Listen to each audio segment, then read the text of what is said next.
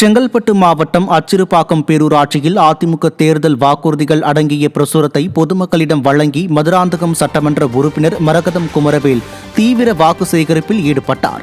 அச்சிறுபாக்கம் பேரூர் கழக செயலாளர் முருகதாஸ், பேரூராட்சி கவுன்சிலர் பிரியங்கா ஆனந்த் ஏற்பாட்டில் நடைபெற்ற இந்நிகழ்ச்சியில் அதிமுகவினருடன் கூட்டணி கட்சி நிர்வாகிகளும் ஏராளமானோர் கலந்து கொண்டு வீடு வீடாக சென்று பொதுமக்களிடம் பிரசுரம் வழங்கி வாக்கு சேகரித்தனர். சென்னை ஆர்கே நகர் தொகுதிக்கு உட்பட்ட காசிமேடு மீன்பிடி சந்தையில் அதிமுக சார்பில் நடைபெற்ற தேர்தல் பரப்புரையில் திரைப்பட நடிகையும் கழக கொள்கை பரப்பு துணை செயலாளருமான கௌதமி பங்கேற்று வாக்கு சேகரித்தார். இதில் வடசென்னை வடக்கு கிழக்கு மாவட்ட கழக செயலாளர் RS ராஜேஷ், கழக MGR மன்ற மாநில இணை செயலாளர் நேதாஜி கணேசன் ஆகியோரும் கலந்து கொண்ட மீனவர்கள் மற்றும் தூய்மை பணியாளர்களிடம் பிரசுரம் வழங்கி வாக்கு சேகரித்தனர்.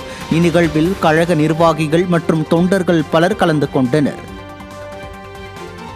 நாகை மாவட்டம் கிழக்கு கடற்கரை சாலையில் உள்ள புரட்சி தலைவி அம்மா மாளிகையில் மாற்றுக் கட்சியினர் கழகத்தில் இணையும் நிகழ்ச்சி நடைபெற்றது. மயிலாடுதுறை மாவட்டம் பூம்புகார் சட்டமன்ற தொகுதிக்குட்பட்ட திருக்கடையூர் ஊராட்சியில் உள்ள திமுக, நாம் தமிழர், கம்யூனிஸ்ட் உள்ளிட்ட 50க்கும் மேற்பட்ட மாற்றுக் கட்சி குடும்பத்தினர் அக்கட்சிகளில் இருந்து விலகி முன்னாள் அமைச்சரும் சட்டமன்ற உறுப்பினருமான OS மணியன் மற்றும் முன்னாள் சட்டமன்ற உறுப்பினரும் மயிலாடுதுறை மாவட்ட கழக செயலாளருமான பவுன்ராஜ் ஆகியோர் முன்னிலையில் கழகத்தில் இணைந்தனர். இதில் கழக நிர்வாகிகள் பலர் கலந்து கொண்டனர். தென்காசி மாவட்டம் செங்கோட்டையில் சட்டமன்ற தேர்தலையொட்டி அம்மா பேரவை மற்றும் MGR இளைஞரணி நிர்வாகிகள் ஆலோசனை கூட்டம் நடைபெற்றது.